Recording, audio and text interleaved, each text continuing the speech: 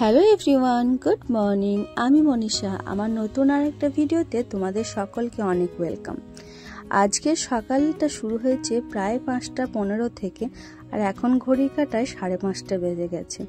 আমি উঠেছি অনেক আগে, প্রায় ভোর 4টের সময়, কিন্তু অত সকালে উঠে কোনো কাজ তো করার কোনো দরকার নেই, তাই বসে বসেই রেস্ট করছিলাম। তারপরে মেয়ের জন্য বানাতে চলে এসেছি মেয়ের স্কুলের টিফিন, মেয়ের খাবার। তো ওই জন্য দেখো, মেয়ের আজকের বায়না হলো রুটি আর কুমড়োর তরকারি নিয়ে যাব টিফিনে। আসলে অর্ডারটা কিন্তু রাতেই দেয়া ছিল। স্কুলে হয়তো কারো দেখেছে যে রুটি আর কুমড়োর তরকারি নিয়ে গেছে, আর সেটা ওর ভালো লেগেছে, তাই আজকে ওর বায়না যে রুটি আর কুমড়োর তরকারি নিয়ে যাব। আসলে ও রুটিটা কিন্তু খুব একটা ভালো পছন্দ করে না, পরোটা বা লুচি হলেই ওর ভালো হয়। কিন্তু আজকে যেহেতু মন হয়েছে, তাই মেয়ের আবদার মেটাতে রুটি আর কুমড়োর তরকারি আজকে টিফিনে বানাচ্ছি। কুমড়ো ছিল না ঘরেতে, সামান্য একটু পড়েছিল, তো ওইটুকুনি কুমড়োর একটু বেশি করে আলু দিয়েছি, দিয়ে দুজনের মতো করে নিয়েছি। কারণ আমার নিজের জন্য করার মতো আর করতে ভালো লাগে না, তাই একবারে মা মেয়ে দুজনে ওটাই খেয়ে নেবো আজকে। তো এই যে আমার টিফিন বানানো রেডি হয়ে গেছে, আর প্যাক করে দিয়েছি, সঙ্গে দিয়েছি একটু বিস্কিট। এই যে বিস্কিটটা দিয়েছি, এটা গত 2 দিন ধরে ওর টিফিন বক্সে যাচ্ছে আর ফিরে ফিরে আসছে, কিন্তু এটা বাড়িতে হলে এক্ষুনি শেষ হয়ে যাবে এরকম অবস্থা। কিন্তু টিফিনে ওরা খেতে মনে থাকে না, কারণ খেলতেই ব্যস্ত থাকে। কিন্তু আমি দিয়ে রাখি, কেন কি যদি বাই চান্স খিদে পেয়ে যায় বাসায় আস্তে আস্তে, তখন খেতে পাবে। মেয়েকে স্কুলে পাঠিয়ে দিয়ে তারপরে আমি হয়ে গেছি রেডি। ভেবেছিলাম একটু তাড়াতাড়ি বেরোবো, কিন্তু ওই দেরি হতে হতে হয়েই গেল। এখন প্রায় ওই 8:45 বাজছে, আর আমি যাব অঙ্গনারী স্কুলে। আমার কার্ডটা হেলথ সেন্টারে যে জমা দেওয়া হয় অঙ্গনারী সেন্টারে, সেখানে। আসলে এতদিন জমা দেওয়া হয়নি, অনেকগুলো মাস হয়ে গেল, যাব করে দেওয়াই হচ্ছে না। কারণ আমি যেখানে থাকি সেখান থেকে মানে এই যে অঙ্গনওয়াড়ি স্কুল, সেখানে জমা দেবো, ওখানে আনতে যাওয়া আমার পক্ষে সম্ভব নয়। তার জন্য কার্ডটা আমি বাপের বাড়িতেই দিয়ে আসবো। আর শ্বশুর বাড়িতে দিয়ে এলেও পাবো না, বাপের বাড়িতে দিয়ে এলেও আমি খেতে পাবো না। কিন্তু তবুও বাপের বাড়িতে ওই যে দিদিমণিরা থাকে, ওদেরকে একটু রিকোয়েস্ট করলে ওরা অনেক সময়তে কাঁচা ডিম দিয়ে দেয়, তো বাবা সেগুলো আমাকে এনে দেবে। তো তার জন্যই আর কি ওখানে দিয়ে আসা। তো দেখো, আমি রেডি হয়ে গেছি, আর এদিকে জানালাগুলো সব বন্ধ করে দিয়ে যাচ্ছি, কেন কি আমি না থাকা অবস্থায় যদি বৃষ্টি পড়ে, খাটটা পুরো ছাড় দিলে হয়তো ভিজে যাবে। ওখান থেকে আসার পর তারপরে আমি রান্না বান্না করব। স্কুলেতে কার্ডটা জমা দিয়ে ওখান থেকে নাম সব কিছু রেডি করে নিয়ে তারপরে দেখো আমি গিয়েছিলাম বাপের বাড়ি। ওখানে একটু বসলাম, মা বললো 2টো মুড়ি খেয়ে যা। তো মায়ের কাছ থেকে একবারে 2টো খাবার খেয়ে তারপরে আমি বাড়ি আসতে আসতে অনেকটাই দেরি হয়ে গেছিল। আর তারপরে এর মধ্যে নেমে গেছিল বৃষ্টি, যত জামা কাপড় ছিল সব ভিজে গেছে। তারপর ভিজে জামা কাপড় আবার নতুন করে নিংড়ে আবার মিললাম। আর তারপরে এসে আমার শরীর আর বইছিল না, তাই আমি একটু রেস্ট নেওয়ার জন্য শুয়ে পড়েছিলাম। কি করব, না পারলে আর কতটাই বা করা যায়, তাই না? তো তারপরে মেয়ের জন্য রান্না তো করতেই হবে। আগের দিন মেয়েকে সিদ্ধ ভাত খাইয়েছি, মাছ ভাজা, আলু ভাতে ভুতে যেটা বলে। তো সেটা মেয়ের খেয়ে পছন্দ হয়নি, মানে সে খাবে না স্কুল থেকে বাড়ি এসে ওই ধরনের ভাত। কিন্তু সকালের দিকে কোনো বায়না করে না, কিন্তু দুপুরের দিকে ওর একটু মাছ বা ডিম হলে বা ঝোল হলে, ডাল হলে, এসব হলে ভালো হয় আর কি। তো যাই হোক, তার জন্য দেখো মেয়ের জন্য তো রান্না আমাকে করতেই হবে। ঘি করলা আলু দিয়ে ভাজা করেছি, আর শাক করেছিলাম কলমির শাক, সঙ্গে দেখো কচু দিয়ে, আলু দিয়ে, মাছ দিয়ে, আর কটা ঢ্যাঁড়স ফেলে দিয়েছি। এই দিয়ে আজকে দুপুরে রান্না করেছি।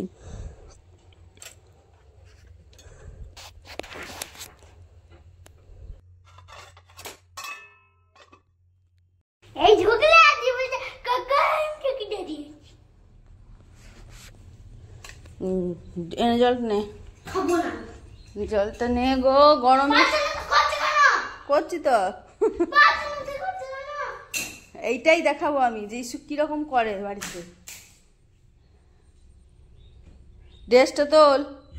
আজকে আমার মেয়ের রাগ তো তোমরা দেখতেই পেলে। আমার মেয়ে রেগে গেলে কি করে, স্কুল থেকে বাড়ি এসে কিভাবে রাগ ঝাড়ছে আমাকে, সেটা আর কি বলবো। রাগ সামলাতে সামলাতে অনেকটা টাইম চলে গেল। আসলে কি হয়েছে, আমার আজকে ওকে আনতে যেতে লেট হয়েছে। মানে আমি যখন বাড়ি থেকে বেরোচ্ছি ও তখন বাড়ি আসার পথে অনেকটাই চলে এসেছে। আমার আজকে লেট হয়ে গেছিলো রান্না করতে করতে, তারপরে ওই জন্য আমি একটু টাইমটাও বুঝতে পারিনি, আর ওর বাসটাও একটু তাড়াতাড়ি টাইমেই চলে এসেছিলো, তো ওই জন্য আরও বেশি লেট হয়ে গেছে। তো ওই জন্য আমি বলেছি যে একটু আমার লেট হয়ে গেছে, তো তাড়াতাড়ি চলে এসেছিস তো কী হয়েছে, তুমি যেতে পারবে না তো যাও কেন প্রত্যেক দিন আনতে, তো যেও না আমাকে আনতে। তো এই হচ্ছে ওর কথা। তো এখন আপাতত তাও তো আমি আনতে যেতে পারছি, ওকে দিয়ে আসতে পারছি, কিন্তু এর পরে যে দিনগুলো আসবে সেগুলো তো আমি কি করব আমি নিজেই ভাবে পাচ্ছি না। এরপরে তো ওকে একা একাই বাড়ি আসতে হবে মনে হয়, জানি না কি করব আমি, কিভাবে কি সময় ম্যানেজ হবে, কিভাবে কি হবে, কিন্তু এখন যতদিন আছি ততদিন তো এখন আপাতত ওকে দিয়ে আসা নিয়ে আসা আমাকে করতেই হবে। আর রাস্তাটা খুব একটা দূরে নয়, কন্ট্রাক্টর দাদা রাস্তার এপিঠে ওকে পার করে দিলেই ও চলে আসতে পারে, কিন্তু রাস্তা যেহেতু কাদা ছিল তাই ওর জন্য আরও বেশি বিরক্ত হয়ে গেছে, তো আসতে অসুবিধা হয়েছে, তাই জন্য আরও বেশি এরকম করছিল। আজকে অনেক বড় একটা কাজে নেমেছি, দেখতেই পাচ্ছ রান্নাঘর পরিষ্কার করতে লেগেছি। আর রান্নাঘর পরিষ্কার করতে গেলে কখন যে রাত দিন এক হয়ে যায় বোঝাই যায় না। এই কোটোগুলো নামিয়েছি আজ থেকে প্রায় 20-25 দিন হয়ে গেল, যে তাকগুলো আমি পরিষ্কার করব আর এই কোটোগুলো নামিয়ে ভালো করে ঝেড়ে ঝুড়ে আবার তুলে দেব, কিন্তু এই 20-25 দিনের মধ্যে আমার একটা দিনও আর সময় হয়ে উঠল না। সময়ের থেকেও বড় কথা শরীর আর সাথ দেয়নি, তার জন্য আর করিনি। কিন্তু ভাবলাম না, শরীরের আর কি দোহাই দেব, শরীর যদি না চালাই শরীর আর চলবে না, কারণ এর পরের টাইমগুলো আমার তো আর না চলার মতোই দিন আসছে, তাই না? তো এর জন্য ভাবলাম যখন সময় আছে তখন এই জিনিসগুলো সব পরিষ্কার করে রেখে দিই, কারণ এরপরে 2-3 মাস হয়তো 2-3 মাস কেন বলছি জানি না আর কতদিন করতে পারবো, তার জন্য এখন আপাতত এগুলো সব পরিষ্কার করে তুলে রেখে দিই। দিনের মধ্যে অতটা ভালো লাগেনি, সন্ধেবেলায় দেখো স্যার পড়াতে এসেছিলো, তো ইস্যু যেহেতু পড়ছে ওই জন্য আমি এই টাইমটা ফাঁকাই ছিলাম, তার জন্য ভাবলাম যে ফাঁকা আছি বসে থেকে লাভ নেই, কাজটা করতে লাগি। তো এই জন্য এগুলো দেখো সব নামিয়ে ভালো করে এই তাকগুলো আবার পরিষ্কার করছি। আসলে পরিষ্কার করা তো নিচে থেকে লাগাল পাই না, কোথায় উঠেছি দেখতে পাচ্ছ, আর এইখান থেকে উঠলে তারপরে তো বুঝতেই পারছো যদি পড়ে যায় আমার অবস্থা কি হবে। তো কি আর করা যাবে, নিজের একটু ভালো করে একটু রিস্ক নিয়ে ভালো করে নিজেকে একটু দৌড়ে সাপোর্ট নিয়ে তারপরে ওপরগুলো এই যে তাকগুলো পরিষ্কার করছি। আসলে এইগুলো যদি না ভালো করে পরিষ্কার করি, পিঁপড়ে আরশোলা টিকটিকি আর হচ্ছে ইঁদুর সবই হচ্ছে আমার ঘরে আছে, তো সবাইকে নিয়ে যেহেতু সংসার তাহলে পরিষ্কারটাও আমাকেই করতে হবে, ওরা যে নোংরা করার জন্য আছে পরিষ্কার করার জন্য আমি আছি। তো ভালো করে ঘষে ঘষে এগুলোকে তুললাম, আর তারপরে দেখো আবার নাতা করে ভালো করে মুছে মুছে শুকনো করে নিচ্ছি, কারণ এর মধ্যে আবার ওই জিনিসগুলো তুলে রাখবো।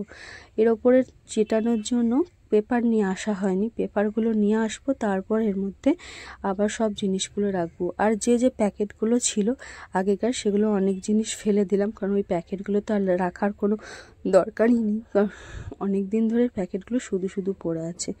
কিছু জিনিস বাদ দেওয়া তো অবশ্যই উচিত রান্নাঘরে, কারণ সব জিনিস তো দরকার হয় না সব সময়, ফালতু ফেলে রেখে তাদেরকে কোনো কাজ নেই। তো দুটো তাক আমার মোটামুটি ভালো করে ঘষে মেজে পরিষ্কার করা হয়ে গেছে, তো এখন বেশ পরিষ্কার লাগছে।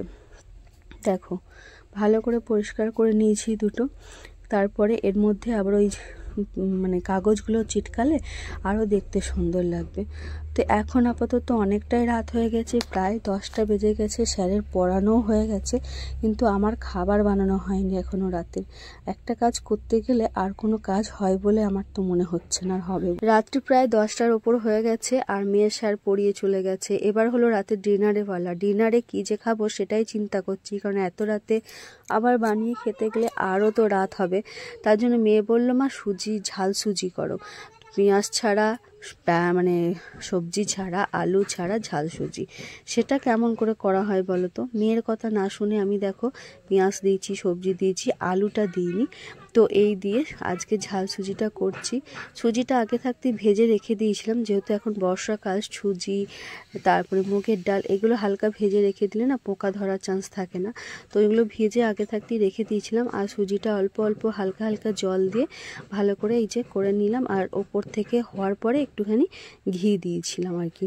তো এতেও মেয়ের পছন্দ নয়, কেন তুমি সবজি দিয়েছো, কেন তুমি বাদাম দিয়েছো, এগুলো আমি খাবো না। তারপরে ওকে আবার বেছে বেছে সব তুলে দিতে হয়েছিল। বাদাম তো সব আমাকেই খেতে হয়েছে, একটা বাদামও খাইনি।